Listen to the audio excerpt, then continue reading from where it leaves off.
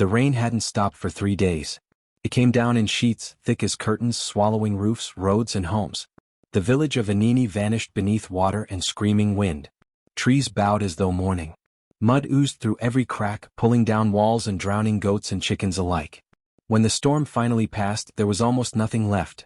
No huts, no fire, and no sound but the dripping of soaked thatch and the sobbing of the few who had survived. Among them was a girl. Thin, barefoot, and shaking, she wandered the broken paths with her arms wrapped around herself.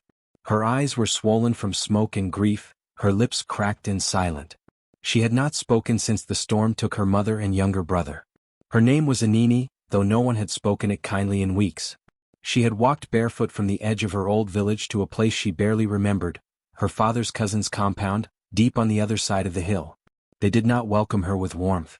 The man, Kima, barely looked at her, only grunted when he saw her face. His wife, Safina, pursed her lips and stared as if Anini had carried the storm on her back. "We can't feed ghosts," she muttered, though she let the girl in. Not into the house but to the side, into the goat shed. There, Anini was given a threadbare mat and a torn sack to lie on. The goats snorted and nudged her at night. Their warmth was the only kindness she received. Safina's daughters, 3 girls named Araba, Noma, and Yari, looked at Anini like one might glance at a dead frog on the road. Dirty, silent, shivering. Her silence annoyed them. They whispered cruel jokes about her in front of her face, laughing louder when she didn't respond. "Maybe she ate her tongue in the storm," Noma said once, and Yari spat water at her feet. Anini did not flinch. She merely sat with her knees pulled to her chest, the sack of dry leaves in her lap, rocking gently like her mother used to do when she sang lullabies. But no one sang here. And the sack was not comforting. It was scratchy and smelled of dust. Still, it was all she had. Every night, she clutched it like treasure and pretended the rustling of leaves was her mother's voice returning in the wind. Mealtimes were worst. The family would eat roasted cassava or fried yam inside, the smell drifting out like a cruel tease.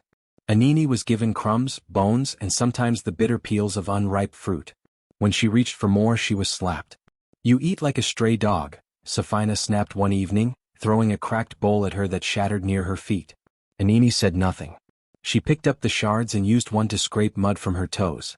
The daughters grew bolder in their meanness. They poured cold water on her mat when she left for errands. They stuffed old banana skins into her sack of leaves, knowing she'd curl into them at night. One morning, she woke up covered in goat droppings that they had carefully placed on her head and arms while she slept. They laughed for hours. "The storm brought her to us," Araba joked, "but even the sky regrets it." Anini tried to help. She swept the compound before the sun rose. She fetched water from the well at the far edge of the village, carrying heavy calabashes that bent her shoulders like an old woman's. But her silence made the family uneasy. Her eyes, wide and knowing, seemed to accuse even when she said nothing. People don't like mirrors that reflect their cruelty, especially when those mirrors are just little girls. One day, when the rain returned in thin drizzles, Kima told her to stop wasting water and bathe with goats if she wanted. She did. She crouched by the trough and splashed herself with icy puddles while the animals watched her. Her skin, once glowing like polished wood, now dulled and cracked. Her hair was matted. She looked like something left behind by the river, forgotten and unwanted. The only moment of peace came when she was sent to the hills to gather firewood. Alone, in the silence of rustling leaves and humming insects, she could breathe again. Sometimes she'd sit beside an anthill and whisper nonsense to the earth, pretending it was listening. She picked flowers she couldn't name and tied them into rings she wore until they browned. The forest did not laugh at her. It didn't care that she was mute or dirty. It just was. One afternoon, she found a broken mirror beside an old shrine under a fig tree. Its frame was cracked, its glass streaked with dust and old blood. Still, she carried it back and placed it carefully beside her sack of leaves. At night, she stared into it and made faces, smiling, frowning, pretending to speak. It became a game. She'd imagine what her voice might sound like if it ever returned. Soft like breeze? Sharp like birdsong? Her silence never bothered her as much as it bothered the family. One evening, Yari cornered her behind the kitchen. "Say something," she demanded. "Are you cursed? Are you hiding something?" When Anini said nothing, Yari slapped her. "Ghost," she hissed, then ran inside. Safina called her useless later that night. "Even goats make noise. What are you good for?" But not all villagers were cruel. An old man who sold roasted corn by the roadside gave her a piece once. She bowed deeply in thanks and he smiled gently. Quiet ones carry loud storms, he said. But storms pass. Anini clung to those words.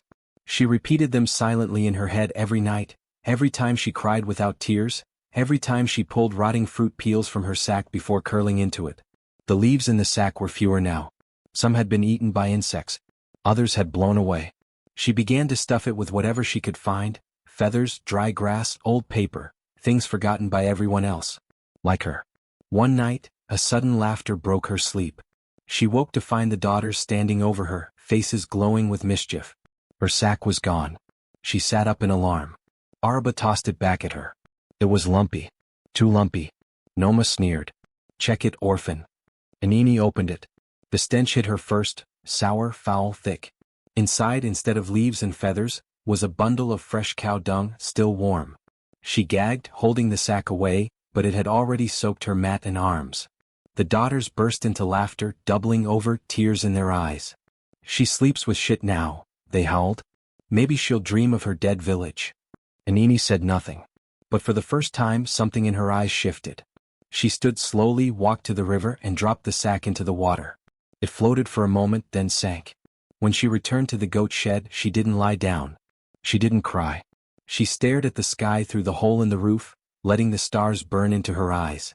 That night the goats didn't snort at her. They shifted away as if sensing something new. Something rising. Anini no longer felt cold. She didn't need the leaves. The storm hadn't taken everything. It had left behind a spark. And soon it would burn. Anini woke up every day before the sun, her small frame curled tightly beneath the woven sack she used as a blanket. Dew soaked her feet, and the chill of early dawn slipped into her bones. No one came to wake her, no one ever had to. She knew her place in the compound, and it was beneath everyone else. Her cousins made sure she remembered it. Each morning began the same. She would sweep the compound floor with a broom made from brittle twigs, her fingers scratched raw from gripping the rough handle. The goats would bleat behind her as she cleared their droppings, her movements mechanical, her face blank. Her silence made her strange, unsettling to some. To others it was an excuse, a reason to dehumanize her further. Her eldest cousin, Rona, was the cruelest of all. "Are your ears stuffed with mud too, girl?" she would snap when Anini didn't respond to her jabs. "Or is the curse in your tongue?" They all had names for her: Goat Girl, Dumb Shadow, Cursed One. They'd whisper it just loud enough for her to hear, then burst into laughter when her expression didn't change. That was what bothered them most. Not the silence itself, but that it remained unbroken no matter what they did. Once, they dropped a dead lizard into her basin of water and watched her discover it. Rona held her breath, waiting for a scream, a flinch, anything. Anini simply plucked the lizard out, tossed it behind her, and continued rinsing her clothes. Her calmness was unnerving. Another time, they smeared paste from cow dung on her sleeping mat and waited for the shriek. But Anini had slept on worse before coming to their compound. She folded the mat in the morning, cleaned it in silence, and carried on. Her indifference was louder than protest. It was rebellion disguised as stillness. Word began to spread among the villagers that the orphan girl might be carrying a spirit. Some of the elders whispered that a child who doesn't cry must have something to hide. But even then no one reached out to her. They feared her, pitied her, and yet allowed the cruelty to continue. The aunt, Mama Sala, never laid a hand on Anini, but she also never stopped what happened. "She needs to learn," she would say to her daughters, who smirked with approval. "Life will not be kind. Better she knows now." Anini's chores never ended. She scrubbed latrines, dragged firewood twice her size, fetched water from the river barefoot, and washed dishes until her knuckles bled. And through it all she said nothing. Not a word. Not even a hum. One evening, as she squatted beside the outdoor fireplace washing soot off the iron pots, her cousin Lela stood behind her with a wooden spoon. "Maybe if I knock her on the head her tongue will fall out," she joked, then swung. The spoon cracked loudly, but Anini didn't flinch. She didn't even look back. Instead, she dipped the cloth into the ash-water mixture and continued scrubbing. That night, Mama Sala heard Lela whisper, "She's not normal. It's like she doesn't feel anything." But she did. Anini felt everything. She just didn't show it. Inside, her memories were stacked like stones. Each insult, each slap, each humiliation. She remembered the flood that stole her home, the swollen river that swallowed her mother's cries, the distant wails of villagers disappearing into the storm. And she remembered the silence that followed. That silence was familiar now, clinging to her like skin. Still she watched. observed. She knew which cousin talked in her sleep, which one stole fried yams from the pot, which one hid a love letter under her bed. Anini noticed the small things that others ignored. Sometimes she sat near the kitchen and watched Mama Sala cook.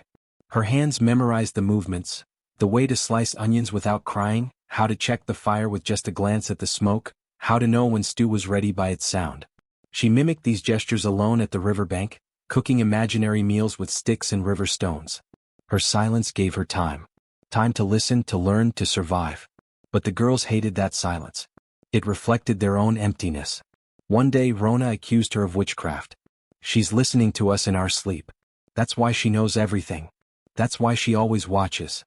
Mama Sala slapped her for causing unrest, but the fear had been planted. That night, the girls tied Anini's ankles while she slept, stuffed dried cow dung into her pillow, and coated the corners of her sleeping mat with pepper. Then they waited.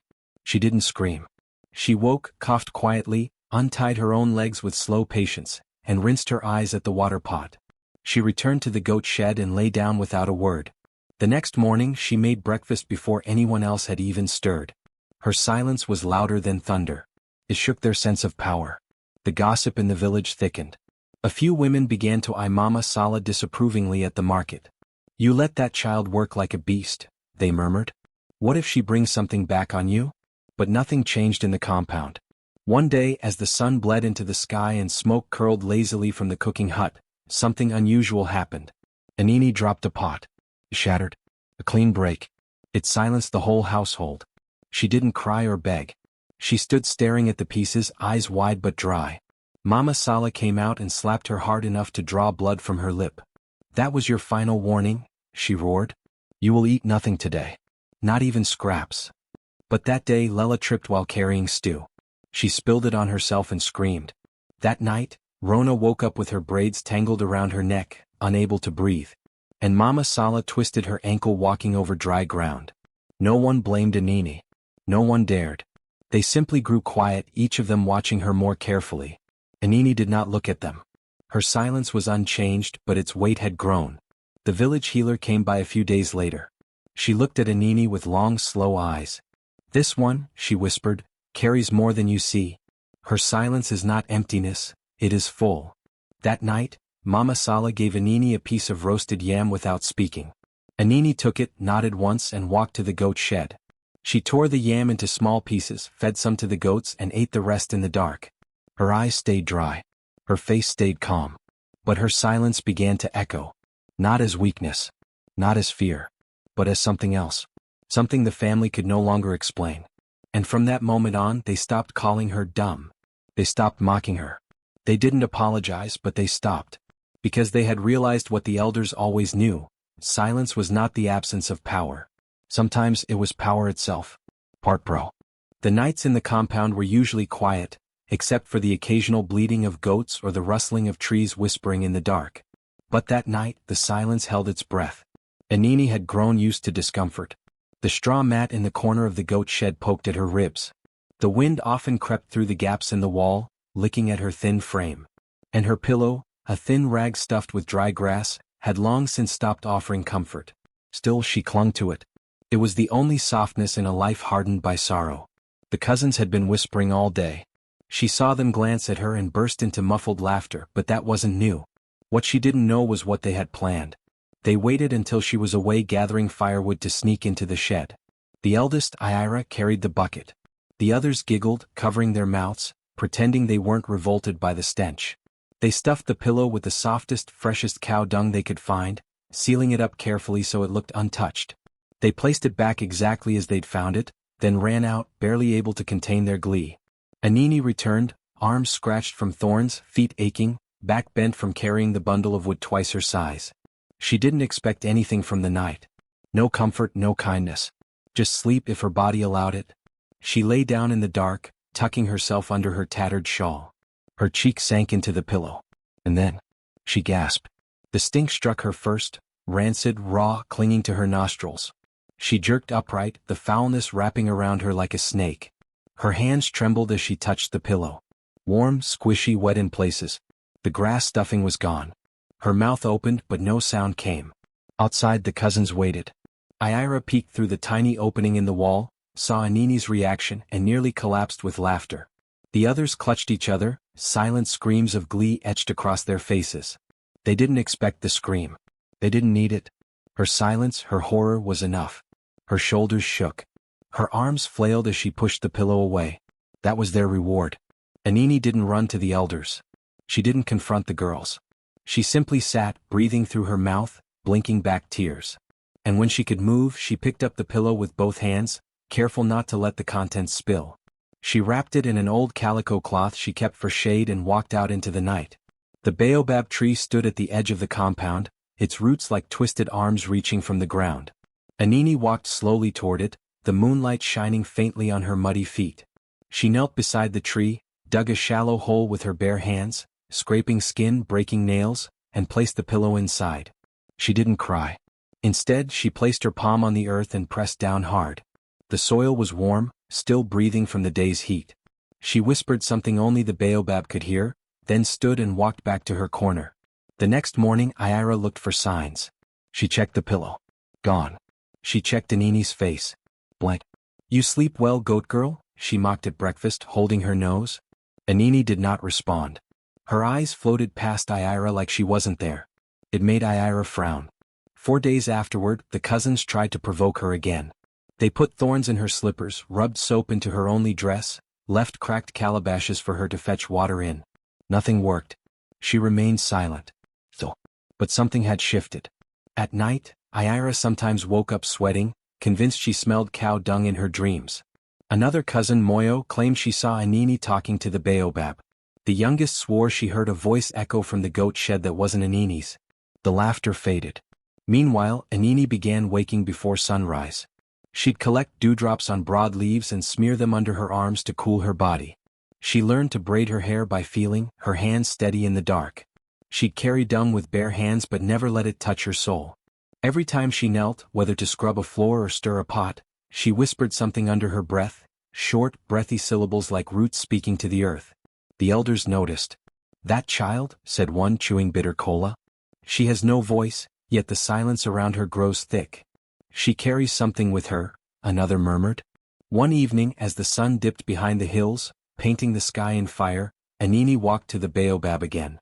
This time she didn't bury anything. She sat beside it, closed her eyes and listened. The wind moved gently through the branches, but the leaves didn't rustle. They whispered. They remembered her pain. They held her secret. That night, Ira couldn't sleep. The smell returned, thick and suffocating. She screamed in her dreams, clawing at her bedding. Her sisters lit lamps and shook her awake. It's the goat girl, she stammered. She's doing something. I know it. But the elders warned them not to touch her again. She has survived the storm. She has buried shame. Now leave her be, one old uncle said.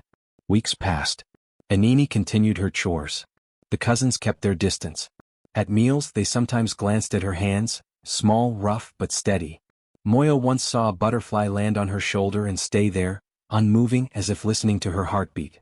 When the dry season came and food grew scarce, the elders gathered the children and said they would send one to the market in the next village to learn skills from the traders and bring back supplies.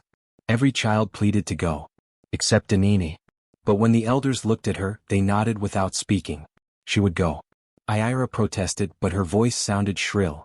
She doesn't even talk. She listens, one elder said. She obeys, said another. She carries pain like wisdom, said a third. The next morning, Anini left before sunrise, with nothing but a bundle of dry roots, the baobab's dust on her hands and silence in her steps. No one laughed as she walked away. But beneath the baobab something stirred. Roots tightened. The earth hummed. And in the shed, where the smell had once filled the night, the air was clean again, quiet and waiting. Bro. The nights turned restless. Every time Anini closed her eyes, the darkness didn't bring silence. It opened into another world. At first it was only shapes. Muddy footprints on a floor that never ended. Smoke curling from trees with eyes. Whispers that didn't use words, only feelings, grief, hunger, rage. She would jolt awake, drenched in sweat, clutching at the corner of her mat in the goat shed. The air around her changed too. The goats grew unsettled whenever she lay among them. They bleated into the dark, pacing restlessly as though trying to get away from her shadow. Even the rooster began to crow at odd hours. Long before sunrise, long before any light dared enter the sky. Then the drawings began. Anini, still mute and withdrawn, started waking before anyone else. She would collect ashes from the cooking pits or scoop soot from the bottom of burnt calabashes. With the tips of her fingers, she began sketching on the ground, spirals, jagged lines, and dots arranged in strange rhythms. She would draw them behind the goat shed, in the dust along the compound wall, even on the firewood logs stacked at the back. They weren't random. The lines connected, pulsed like veins of something ancient. Nobody paid attention at first. To them she was just an odd, broken girl, one more mouth to feed. But the drawings grew more elaborate. One morning she drew the face of her mother in the dust, eyes hollow, mouth open in a silent scream. Another day she traced what looked like a river that bled fire. People began to whisper. The girls who once laughed now muttered behind cupped hands. Even the boys avoided the goat shed, saying Anini's shadow moved differently in the moonlight. But it was the grandmother who noticed the mark. She had just stepped outside to relieve herself before dawn when her foot nearly landed in one of Anini's drawings. It was a symbol, an eye within a spiral, surrounded by small arrowheads pointing outward. Her breath caught in her throat. She didn't step on it. She staggered back and stared. Her old hands began to tremble. It was a mark she had seen only once before, many years ago, scratched into the doorpost of a house that was later swallowed by fire. The elders had spoken of it in whispers. Nzari, they had called it. The spirits of vengeance. The ones who don't knock or cry. They just come, when they are called. But the Nzari only spoke through the voiceless. That was the belief.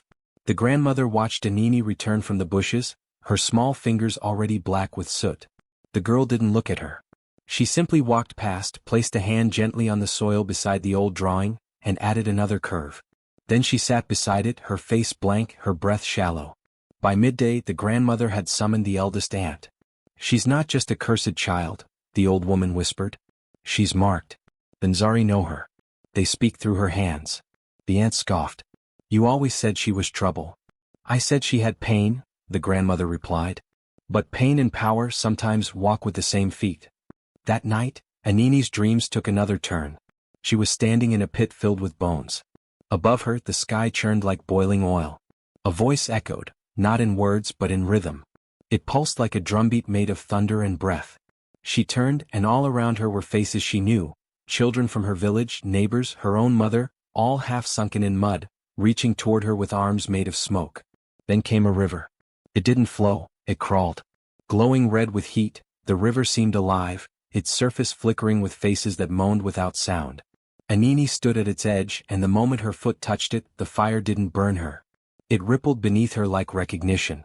The river wanted her. She awoke with her hands outstretched, her nails covered in soil. She had dug into the earth while she slept.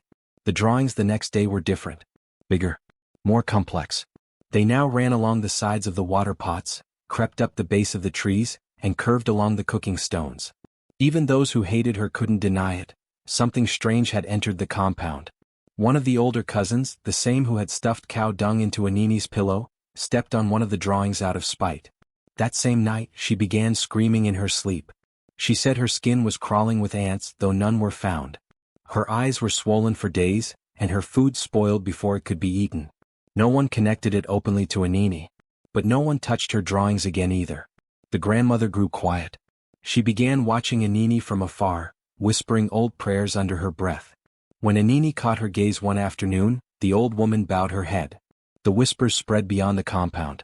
A neighbor claimed she saw Anini standing under the baobab tree in the middle of the night, not moving, just staring at the moon. Another swore the goats spoke in their sleep when she was near. What no one knew was this: Anini wasn't just dreaming. She was remembering. The fire that destroyed her village wasn't an accident. It came after days of strange behavior from the land. Water refusing to stay in pots, cooking oil turning black, birds falling dead mid-flight. The elders had said it was a cleansing. But Anini had heard her mother's final words, whispered into her hair as they crouched behind a crumbling wall. "They will come again, and when they do, you must not speak. You must let the dead speak through you." The meaning of those words had finally awakened. She no longer needed to understand the symbols. Her fingers knew what to draw. Her silence became the bridge. And in her dreams, the Nzari began showing her more. Names, faces, moments from the past that weren't hers but now lived inside her. One evening, while the family sat eating roasted yam, a gust of wind blew across the compound. It scattered leaves and ash, and for a brief moment the drawings glowed, not brightly but enough that those nearby gasped. The light faded quickly but the fear did not. Even the ant who once sneered at Anini now placed her food down carefully, not wanting to disturb the earth. No one mocked her now. They didn't speak of her either. But in the quiet, Anini grew stronger. Her silence deepened, not in fear but in control. She no longer whimpered when washing dung or collecting wood. She walked with stillness, her small feet leaving prints that no one dared erase.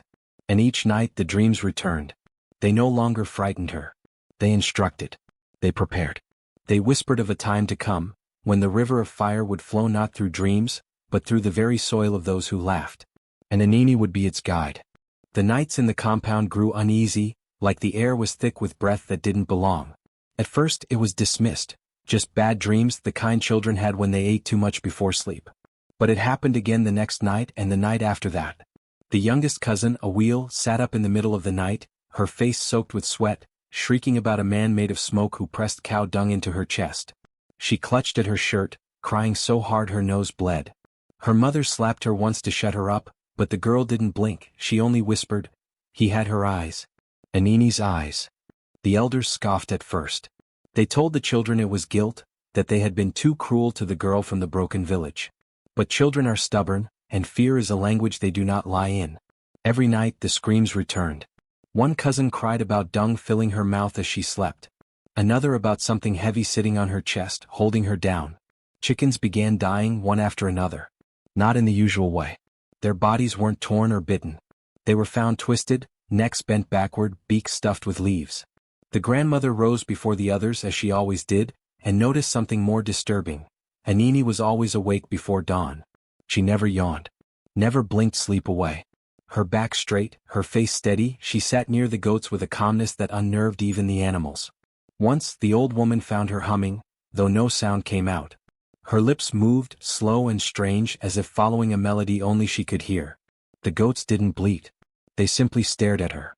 By the seventh night, not a single soul in the compound had slept without interruption. Even the adults began waking up in cold terror, muttering words they couldn't remember learning. One uncle claimed to see flames licking the ceiling in his dreams. Another shouted that something kept scratching at his feet, like bone fingers dragging up my skin. A sense of dread crawled over the household like an invisible spider. They started locking every door at sundown, covering mirrors with old fabric, even refusing to say Anini's name aloud. It was like her silence had spread, consuming everything. But the girl never spoke, never cried, never flinched. One night, the eldest daughter, Nkita, swore she saw Anini standing in the yard under the moonlight, arms stretched outward. At her feet, a shadow formed, not her own but something larger, rising like mist from the soil. She was calling something, Nkita whispered the next morning, voice trembling. I couldn't hear it, but it heard her. The elders called the local diviner, an old woman named Maokoro who had once claimed to chase spirits from a king's palace. When she arrived, she refused to step over the compound gate. She stared at the mud, the corners of the yard, and the baobab tree under which the pillow had been buried. Then she shook her head. You buried shame, she told the family. But you did not bury guilt. What do you mean? One of the ants asked, her eyes wide. She didn't do this, Maokoro said, gesturing toward the house. You did. You fed her filth. Now your dreams carry its stink. The Nzari do not need voices to speak. They walk through silence. The grandmother dropped her staff. You think she summoned them? Maokoro laughed, but it was not a happy laugh. You think a girl like her can summon anything? No. They came because of her.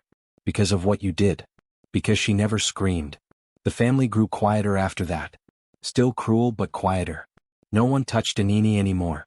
They no longer made her clean the dung or eat scraps from their bowls. The girls walked in wide circles around her. Even the goats, once rowdy, bowed their heads when she passed. But the house would not rest. No matter what prayers were spoken, no matter what herbs were burned, something invisible walked between the walls. Doors slammed on their own. Footsteps echoed where no feet moved. Ash symbols appeared under pillows, then vanished. Children woke up with mud on their fingers, unable to explain how it got there. Anini, still voiceless, continued waking early, sitting cross-legged in the dirt, drawing strange loops and spirals with her finger. The grandmother once watched her trace a symbol so slowly, so deliberately, it looked like she was writing a name meant for the earth to remember. The family began sleeping in shifts, always keeping a fire lit. But fire did not bring warmth anymore, it only made shadows dance longer. The night stretched long and thick like tar, filled with whispers that weren't in any human tongue. And through it all, Anini did nothing. Said nothing. Slept nothing. She simply watched. The morning started like any other, with roosters crowing lazily under the gray sky and the children dragging their feet toward chores. But then came the cow's first cry, a guttural, piercing bellow that shattered the air like a snapped bone. It wasn't the usual lowing of hunger or pain. It sounded like a lament, like someone mourning their own death. Everyone in the compound froze. The cow, a large brown female with a white patch over her left eye, stood in the middle of the courtyard with her eyes rolled back. Foam streaked her mouth. Without warning, she lowered her head and charged toward the old storage hut. Her horns struck the wood again and again, splitting the already fragile structure with violent force. The eldest son, Tumo, tried to approach the animal with a stick, but the cow turned on him, snorting and stomping until he fell backward into the dust. The others shouted, but no one dared come near. It was only when Anini stepped silently from behind the millet sacks, her bare feet dusty and her palms blackened with ash, that the cow suddenly stopped. Its legs trembled as it lowered its head and backed away from the girl like a scolded child. Anini looked at the hut. It was the same one where she had once been forced to sleep, before they moved her to the goat shed. The cow paced in front of it, grunting as if trying to speak. The family didn't understand. But they were frightened enough to act. The father called for the local diviner, an old man known for reading omens and bird droppings and the shape of burnt wood. He arrived before midday with bones tied around his waist and a leather pouch of ashes. He didn't step far into the compound before stopping. His eyes narrowed as he stared at the storage hut and the ground beneath Anini's feet. "No," he said firmly, backing away. "This house has stirred something that should have been left to sleep." The family surrounded him, desperate to know what he meant. He dropped a handful of cowrie shells into the dust, watched how they landed and shook his head. "You took what was wounded. You mocked it. You buried your cruelty in dung and laughter, thinking spirits do not smell shame. But they do. And now they're awake." The children began to cry. The grandmother asked him if it could be undone. The diviner's gaze shifted to Anini. "She does not speak. But she is spoken through." The mother knelt before him, trembling. "What is it, Baba?" He leaned closer to her and whispered, "The dung you used as cruelty now feeds a spirit that cannot be silenced." With that he turned and left. He would not take their money. Would not even touch the water they offered. That alone was terrifying. From that day the cow never stopped pacing. She no longer gave milk. Her eyes always seemed wet, as if weeping silently. And when the sun dipped behind the trees, she would stand facing the baobab tree behind the compound, where Anini had once buried her defiled pillow, and let out a long, shuddering groan. They tried moving her. They tied her to a different post, fed her molasses, gave her salt to lick. Nothing worked. On the third night, the cow broke free again, this time circling the house 3 times before lying flat in the dirt. She would not rise again. They found her stiff by dawn, her legs outstretched and her eyes still open. Carved deep into the earth around her body were strange symbols. No one saw who had drawn them, but they were ash-black against the red soil. When the wind blew, they didn't scatter. The family was terrified now. But it was Anini's calmness that disturbed them most. She watched it all, the madness, the fear, the questions, with a distant look in her eyes. Not cruel, not angry, but almost knowing. That evening, the daughters who had once mocked her wept in silence, sitting under the veranda with their heads in their laps. Tumo locked himself in the grain room and refused to come out. Even the father, once so proud, sat outside on a stool with a calabash of palm wine, staring into space. Something had shifted. Something unspoken. Something buried had come up for air, and it was not done yet. And still, Anini remained silent. But her silence now was not the silence of fear. It was the stillness of a storm waiting to choose its next target. The air was heavy but quiet. No wind, no rustling trees, no cackling children. Just the stillness that only comes before something ancient decides to speak. Anini sat under the old baobab tree. She had always gravitated to it, drawn by a pull she didn't understand, not quite memory, not quite instinct. Its roots had grown deep, wrapping secrets and bones from centuries past. The earth beneath it was warm, not from sun but from something older, something watching. She folded her legs gently and laid her hands on her knees. Her eyes closed, her chest rising and falling with a rhythm that didn't belong to the living. It was older, slower, deeper. A hum came from her chest, soft, steady. No one heard it at first. The children were too busy arguing. The aunties were grinding maize. The uncles were repairing a leaking thatched roof. But then the ground seemed to pulse. One of the chickens flapped madly into the air, screeching and flying headfirst into a wall. The grinding stone cracked. The air tightened like a rope around the neck. Then they heard it. Anini's voice, untrained, untouched by time, slipped from her lips like mist. It was a language no one had taught her. It was not the tongue of the village or even of the region. It was guttural and melodic at once, each word hitting the air like a drum beat on skin. Everyone stopped what they were doing. Her cousins peered out from the kitchen hut. Her aunt dropped the calabash she was scrubbing. Grandmother, who had not left her room in 2 days, stepped out barefoot, staring as if she were seeing a ghost. Anini sang. And as she sang, symbols began appearing on the ground around her, glowing faintly as if ash had remembered flame. The baobab tree behind her groaned. The earth breathed.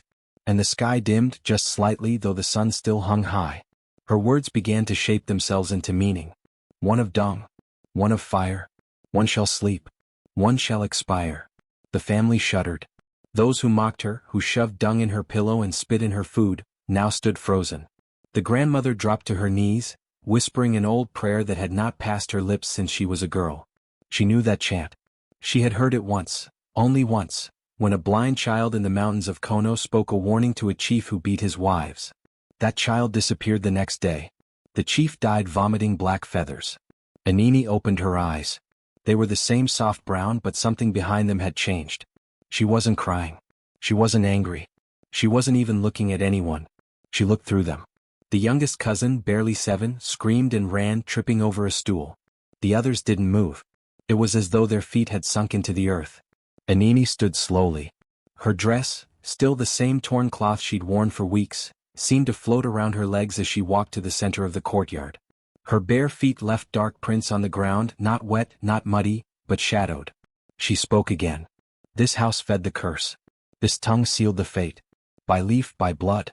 By dung and hate. The eldest uncle fell to his knees. He began sobbing, whispering her name, begging forgiveness. He clutched her feet. But she looked down without expression. You laughed while the dead cried, she whispered. Now they laugh in your sleep. Suddenly the wind returned, not a breeze but a roar. The roof of the storage hut lifted slightly and slammed back down. The baobab tree's branches whipped as if in pain.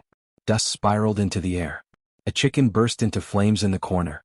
Anini did not flinch. Then as quickly as it came, the wind vanished. Silence. She turned and walked slowly back to the baobab tree, sat beneath it once more and began to hum softly again. But this time the sound was lighter, almost a lullaby. Her eyes were closed, her hands folded. No one dared speak. That night no one slept in the house. They slept outside, near the road, clutching charms, rubbing oil on their foreheads, whispering prayers to gods they hadn't honored in years. The grandmother didn't sleep at all. She sat at the edge of the compound, watching Anini beneath the baobab, her face streaked with tears. And Anini? She slept soundly, a small smile on her lips, the spirits finally satisfied, for now. Bro. The compound was filled with restless whispers. The night before, the eldest daughter, Akuna, the cruel ringleader behind the cow dung prank, had been found unconscious. Her bed was soaked in wet mud, though there had been no rain. The floor beneath her shimmered faintly as if something had passed through the walls. Her hands were clenched around her throat, and her breath came in ragged, desperate gulps. Her mother wailed through the night, smearing ashes on her face and pulling at her wrapper. What did we do? What did we bring upon our house? She cried to anyone who would listen. But no one had answers. That morning they brought in a different diviner, an old woman who walked with a gourd tied to her back and ashes smeared across her eyelids. She entered the compound slowly, her bare feet quiet on the ground, and the family bowed before her. She didn't look at Anini. She didn't need to. You brought something here with your hands, the old woman said. You mocked a wound you did not understand. Now the wound has teeth. The family begged her to intervene. They promised goats, beads, oil, and even Akuna's golden earrings. But the diviner only shook her head. The spirit doesn't want gifts. It wants truth. It wants the pain honored. They lit fires that night, 3 in a triangle, and made offerings at each corner. They chanted names of their ancestors, spilling palm wine and blood onto the dirt. The grandmother whispered old lullabies. The mother sobbed prayers. Even the young ones who once laughed at Anini danced with shaking feet around the flames. But nothing changed. That same night, the youngest son began screaming in his sleep. When they rushed to his mat, they found him clutching his own tongue, whispering, "Make her stop humming, she's humming inside my head." They turned to Anini, who sat in the corner of the goat shed, unmoving. Her hands rested on her lap, her head tilted slightly as if she were listening to something no one else could hear. "She must go," the father declared. "She must leave this place and take her curses with her." So they packed her few belongings, a broken comb, a sack of dry leaves, and the blanket she'd stitched from torn wrappers. They didn't dare touch her, so they laid everything in a basket and set it at her feet. "You must leave before sunrise," the father told her, avoiding her gaze. But Anini did not move. As dawn crept over the horizon, they tried again. The daughters stood at a distance, shouting, "Go! Go where you came from. You brought this on us." Still Anini did not move. Instead, she lifted her hand and pointed toward the baobab tree. Beneath it, the earth had begun to shift.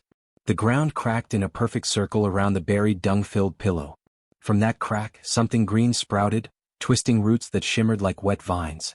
It grew rapidly, coiling and knotting into a strange shape. A face. A mouth. And then it began to hum. The exact tune Anini had sung the day her voice returned. The compound exploded in panic. Children screamed. The mother fainted. The father tried to burn the root, but the fire refused to catch. The grandmother dropped to her knees and cried, "We beg forgiveness.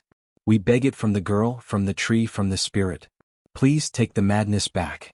Anini finally stood. She stepped toward the baobab, bare feet silent against the earth.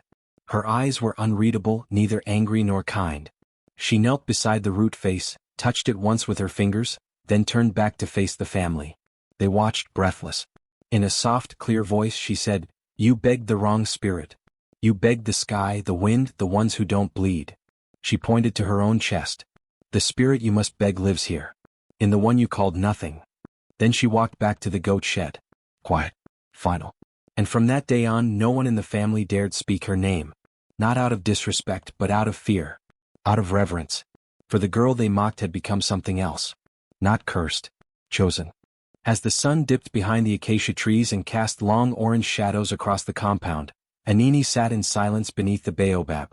A pile of palm fibers lay at her side, along with broken quills, collected ash, and the downy feathers from the old fowl that had died without cause 2 nights before. Her hands moved with measured grace, weaving with the precision of someone following instructions not given in speech, but whispered through wind and dream. No one dared approach her anymore. Her eyes had changed, no longer just calm but deep, endless, unreadable. The laughter was long gone. Her cousins no longer mimicked her voice, for she had a voice now. A voice that sang prophecies no one wanted to understand. Her words echoed at night, even when she wasn't speaking.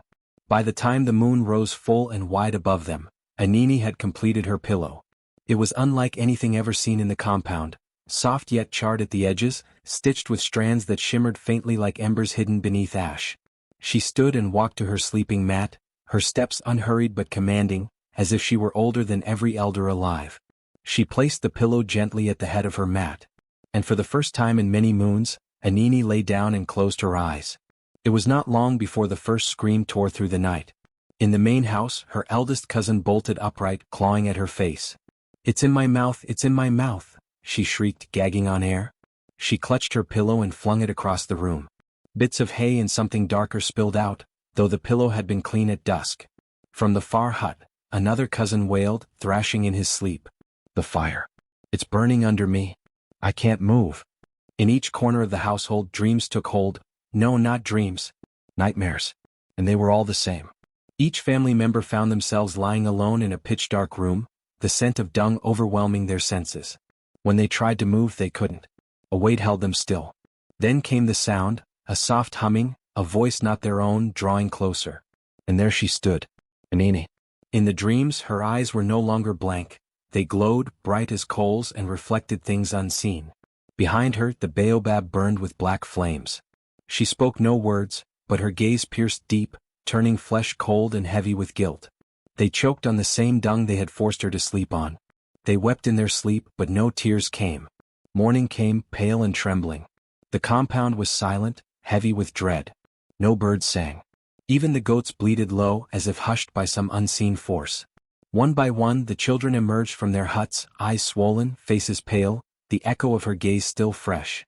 Anini sat by the fire, warming her hands. Her pillow, of feathers and fire, rested beside her. She did not speak, but they heard her message clear as thunder. What you gave in cruelty I returned in kind. But the pillow I now rest upon is not made for torment, it is made for peace. Do not disturb it. From that day forward, no one dared touch her mat. No one dared speak her name without bowing their head. The household lived under a quiet rule, not of punishment but of balance. For Anini had laid her head on a pillow she made with her own suffering, and turned it into silence and then, into fire.